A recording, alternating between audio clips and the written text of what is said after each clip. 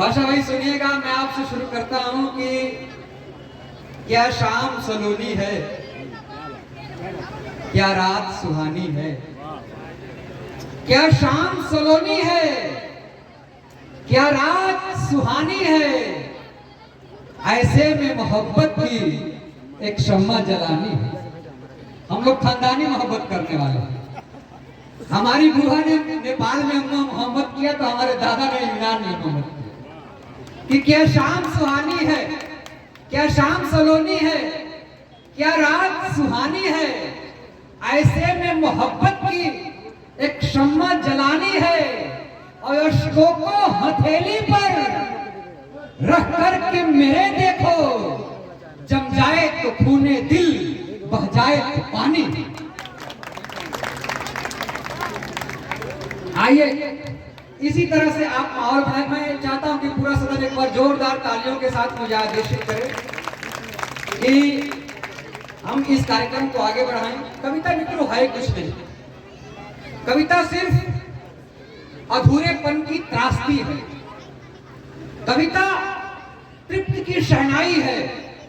कविता वर्तमान की कड़वाहट है और कविता अतीत की परछाई है। एक घूंट का मिला सवेरा पीकर चले दोपहर तक, शाम हुई तो हुई जिंदगी पानी पानी अपने आप। और मानस की भींगी पलकों पर पड़ी दर्द की जब बौछार, तो फ्राक पहनकर बैठी कविता हुई सयानी है। और निश्चित ही मेरा दावा है कि यहाँ जो कविताएं होंगी, जो गीत होंगे, अगर आप और हमारा अगर आपस में सामंजस्य मिल गया तो निश्चित तौर पर यहाँ से जो शब्दों की चिंगारी निकलेगी पूरे भारतवर्ष ही नहीं बल्कि पूरे विश्व को आलोकित करेगी। क्या बात। क्योंकि मैं गीत बेचने आया हूँ, मैं गीत बेचने आया हूँ, मैं प्रीत बेचने आया हूँ, संगीत बेचने आया हूँ, अपने प्राणों से भी प्यारे कुछ गीत बेचने आया।